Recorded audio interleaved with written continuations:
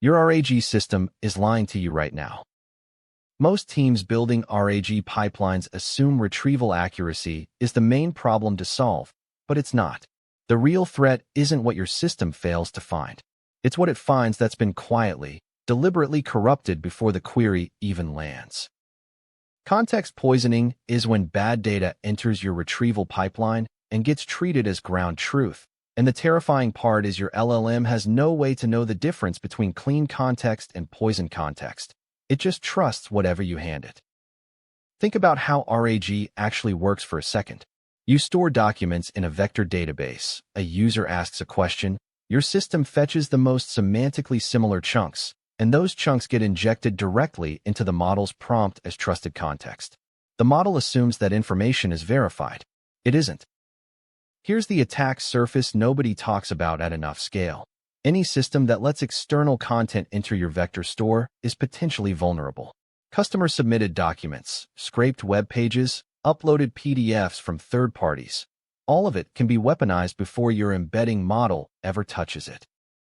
Researchers at companies like NVIDIA and academic teams at Carnegie Mellon have already demonstrated that injecting just a handful of adversarial documents into a corpus, sometimes as few as 5 out of thousands, can shift a model's outputs dramatically and consistently across dozens of unrelated queries.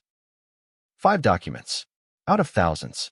That's not a theoretical edge case. That's a catastrophically low threshold for something this dangerous, and most production RAG systems have zero mechanisms for detecting it after the fact. But here is where it gets wild. The poisoned content doesn't have to look suspicious at all.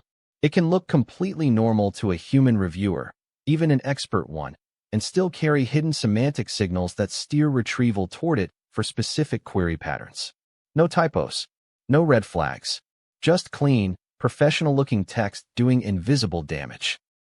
This technique is called indirect prompt injection through retrieval, and it's different from direct prompt injection because you never touch the system prompt or the user's query. You corrupt the knowledge base itself, upstream of everything, and then you wait for the right query to trigger it. The waiting part is what makes this so uniquely nasty. Traditional cyber attacks are often loud. They trigger alerts, cause failures, leave traces. Context poisoning can sit dormant in your vector store for weeks or months, only activating when someone asks the exact type of question the attacker anticipated, producing outputs that look completely reasonable. Let's make this concrete with a real scenario. Imagine a financial services company using RAG to power an internal research assistant.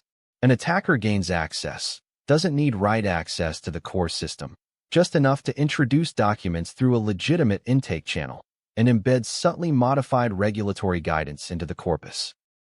Now, every time an analyst asks about compliance procedures for a specific product category, the assistant confidently returns answers that are plausible, well-cited, and slightly wrong in exactly the ways that create liability exposure.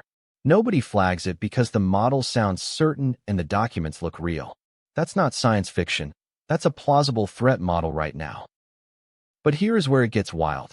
You don't even need a malicious external actor to trigger context poisoning. Your own team can do it accidentally through what's called data drift poisoning, where outdated, superseded, or incorrect internal documents remain indexed in your vector store long after they've been replaced, and the model has no way to know which version is authoritative. A 2023 paper from researchers studying enterprise RAG deployments found that over 60% of organizations had no systematic process for retiring or versioning documents in their vector databases. So the model is often pulling from a graveyard of stale facts mixed in with current ones, and it serves them with equal confidence. This is fundamentally different from hallucination, and it's important to understand why. Hallucination is the model making something up in the absence of information. Context poisoning is the model faithfully, accurately reproducing information that is wrong, because you told it that information was trustworthy by putting it in the retrieval pipeline. And that distinction matters enormously when you're debugging. If a model hallucinates, you can often catch it by checking against your sources. If a model is poisoned, checking against your sources confirms the wrong answer, because the poison is the source. You've closed the feedback loop around bad information. But here's where it gets wild. there's a social engineering layer to this that almost nobody is talking about. Some adversarial documents are specifically crafted to override cautious retrieval behavior by including phrases that mimic system-level authority. Things like internal policy language, version numbers, author credentials, signals that make the embedding model and the re-ranker weight them more heavily during retrieval. So not only is the content wrong, it's specifically designed to beat your retrieval quality filters. It shows up first. It gets the most weight in the context window. And the LLM, which is trained to trust authoritative-sounding sources, leans on it harder than anything else in the retrieved set. Detection is genuinely hard, but it's not impossible, and there are 3 layers of defense that actually work in practice when you stack them together. First is input validation at ingestion. Every document that enters your vector store should go through semantic anomaly detection, not just format validation. You're looking for statistical outliers in how a document relates to its claimed topic. Second layer is retrieval auditing. You need logging infrastructure that captures not just what the model said, but exactly which chunks were retrieved, in what order, and with what similarity scores for every query. Without that audit trail, you are flying blind, and you will never be able to do forensics after an incident occurs. Third layer is adversarial red teaming specifically against your retrieval pipeline, not just your model. Most AI security testing focuses on jailbreaking the LLM directly, but you need teams crafting malicious documents and attempting to inject them through every legitimate intake channel your system has. Uploads, APIs, scraped feeds, all of it. Here is where it gets genuinely uncomfortable. Most RAG architectures were designed with retrieval accuracy as the primary optimization target and security as an afterthought. The tooling, the benchmarks, the tutorials, the open-source frameworks, almost all of it optimizes for relevance and speed, not for adversarial robustness. Security wasn't baked in at the design level. That means if you're running a RAG system in production today, especially one that ingests content from outside your organization, you have almost certainly not stress-tested it against context poisoning specifically. Not because you're careless, but because the field hasn't made this easy or default to do yet. The companies that are getting ahead of this are treating their vector databases the way security teams treat production databases, with access controls, change logs, integrity checks, and regular audits. Not as a static file system you dump embeddings into and forget, as a live attack surface that requires active maintenance. One practical thing you can do this week: run a retrieval transparency audit on your current system. Pick 20 of your most common query types. Log exactly what chunks get retrieved and manually read them. Not the final answers, the source chunks.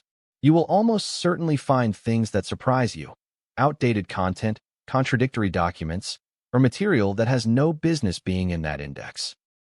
There's also a fascinating emerging research direction around using a second LLM as a context auditor, a model whose only job is to evaluate retrieved chunks for internal consistency, source credibility, and semantic coherence before they reach the generation model. Early results suggest this adds meaningful detection capability, though it adds latency and cost, so it's a real engineering trade-off.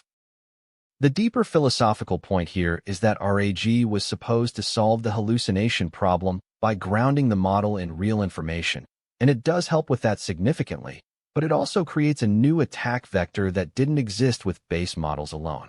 You traded one vulnerability for a different, arguably more dangerous one, because this one is targeted and controllable by adversaries. The stakes scale directly with how much your organization relies on the RAG system for decisions that matter: medical information, legal guidance, financial analysis, security policy. The higher the stakes, the more valuable you become as a target, and the more effort a sophisticated adversary will invest in poisoning your specific corpus with your specific query patterns in mind. Here are the 3 things you absolutely need to walk away remembering. 1. Context poisoning is fundamentally different from hallucination and requires different defenses. 2. Your retrieval pipeline is an attack surface that needs the same security posture as your production database. 3. The default tooling and frameworks do not protect you from this. You have to build those protections deliberately. If you've ever worked on a RAG system in production, drop a comment telling me, What does your document ingestion validation actually look like right now? And has anyone on your team specifically tested it against adversarial inputs? The first thing to understand about why context poisoning is the biggest risk in RAG systems is that the surface explanation is usually too simple. The real leverage is in the small, repeatable behavior underneath it, because that is what survives after motivation drops. Most people fail here because they treat why context poisoning is the biggest risk in RAG systems like a one-time fix. It works better as a system. Lower the friction, make the next action obvious, and remove the decision you keep avoiding.